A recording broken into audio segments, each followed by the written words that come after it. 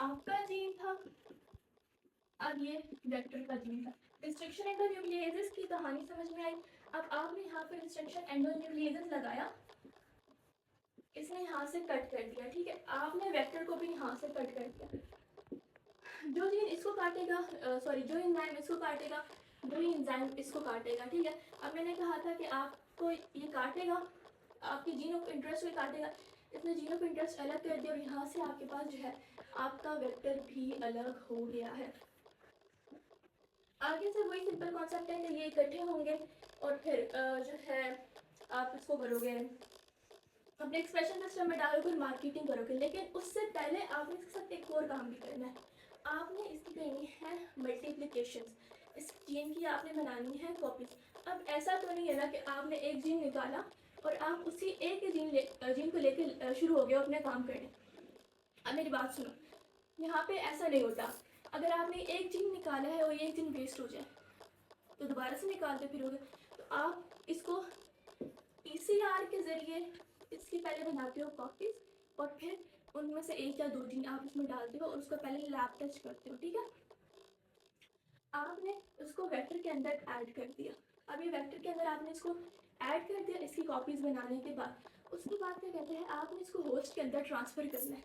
Host क्या है? For example हमारा होस्ट हमारा बैक्टीरिया है, ये इसके पास अपना था और ये आपके पास आपका है जो आपके पास RDNA आपने बनाया।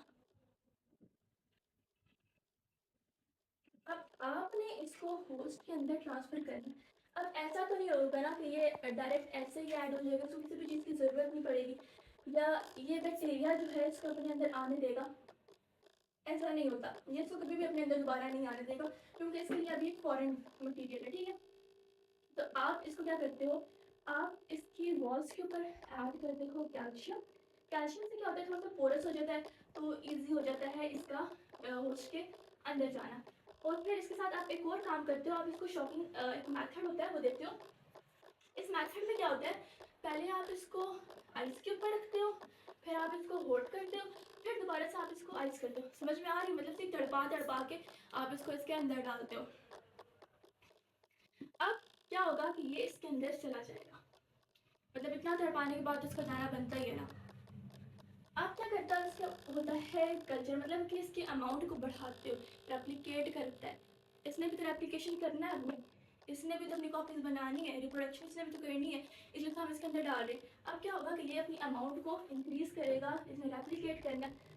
जब ये रेप्लिकेट करेगा तो उसके बाद हम करेंगे इसकी मार्केटिंग। मार्केटिंग मतलब कि इसने रेप्लिकेशन की, आपका DNA कन्वर्ट हुआ RNA में, RNA कन्वर्ट हुआ प्रोटीन में, आपकी जो रिक्वायर्ड चीज़ थी वो बन गई, ठीक है। आपने इसको पहले लैब टेस्ट किया, आपका एक्यूरेटली बन गया। एक्यूरेटली बनने के बाद आपने बड़े बड़े कंटेनर्स के ऊपर, बायोरिएक्टर्स के अंदर ना आप इसको डालते हो और डालने के बाद एक लार्ज अमाउंट में करते हो।